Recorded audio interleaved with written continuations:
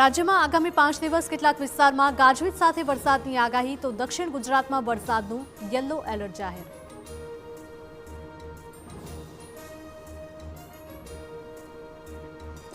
સરદાર સરોવર ડેમમાં પુષ્કળ પાણીની આવક। ડેમમાં 2.90 લાખ ક્યુસેક પાણીની આવક થઈ છે। ડેમમાંથી 94,000 ક્યુસેક પાણીની જાવક।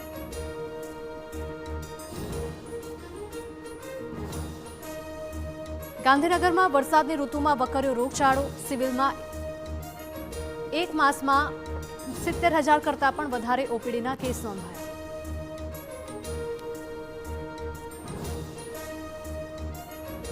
અમદાવાદની 7 ડે સ્કૂલના વિદ્યાર્થીની હત્યા બાદ વાલીઓમાં આક્રોશ। પ્રાથમિક તપાસમાં શાળા સંચાલકોની બેદરકારીનો આરોપ। સરકારને પ્રાથમિક અહેવાલ સોંપાયો।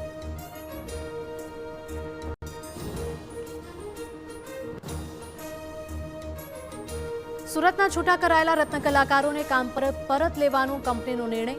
નવું કામ ન મળે ત્યાં સુધી લેવાયા પરત।